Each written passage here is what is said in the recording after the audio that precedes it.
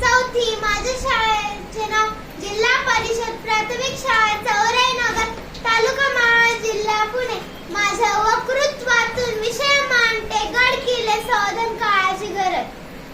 महाराष्ट्रातील प्रत्येक व्यक्तीच्या नसनसातून ज्याचं नाव उच्चारल्याबरोबर विश्रीचा संचार होतो, अंगामधून रमण शहरून जातो, तेव्हा अभिमानाने शब्द बाहेर पडतात.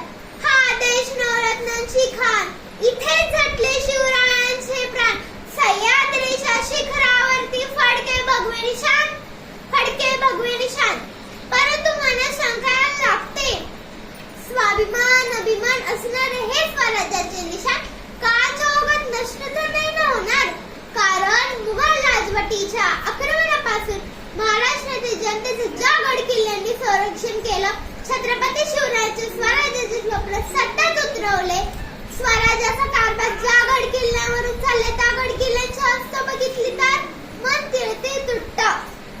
हा आपला शिवरायांचा वारसा हेच दाखवणार आहोत का आपण पुढच्या पिढीला. महाराष्ट्राचा बहुतांश इतिहास पुस्तकातच विसरतो, आपल्या राजाचा बहुतांश इतिहास आज आपल्या डोळ्यासमोर उभा आहे.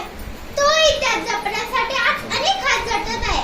गरज आहे त्यांच्या हाताला हात लावण्याची, कारण पुढच्या पिढीला फक्त स्वाभिमान अभिमान याच गोष्टी नाही ठेवायच्या.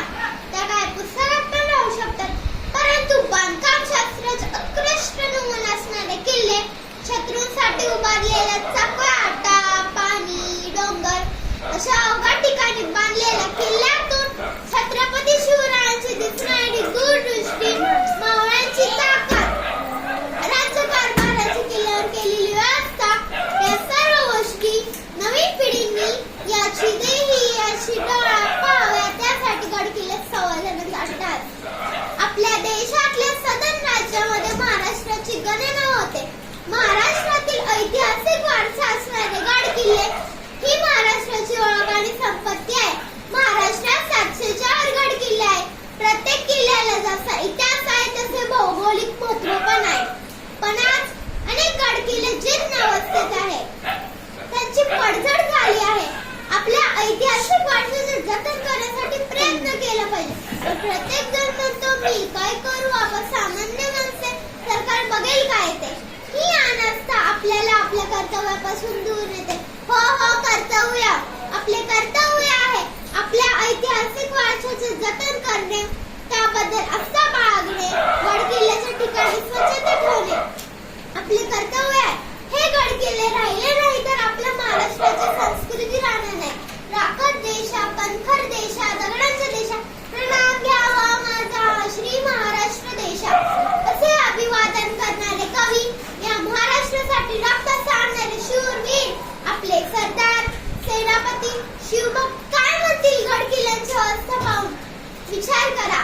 गड किल्ल्यांच्या भिंतीवर प्लास्टिकचे लावण्यात कसला पुरुषार्थ आहे? आपण आपल्यापासून सुरुवात करूया.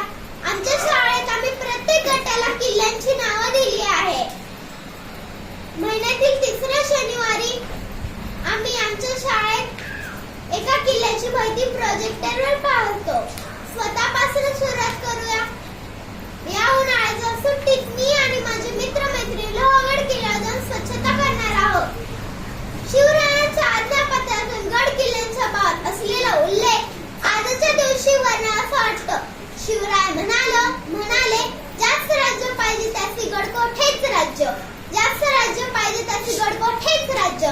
गडकोट म्हणजे राज्याचे मूळ, गडकोट म्हणजे खजिना, गडकोट म्हणजे सैन्याचे बळ, गडकोट म्हणजे राजलक्ष्मी, गडकोट म्हणजे वस्तीस्थळे, किंबहुना गडकोट म्हणजे प्राण संरक्षक असे पूर्ण चित्र आणून कोणाच्या भरोशावर न राहता त्याचे संरक्षण करणे. बघा, छत्रपती शिवरायांनी सुद्धा गड किल्ल्यांची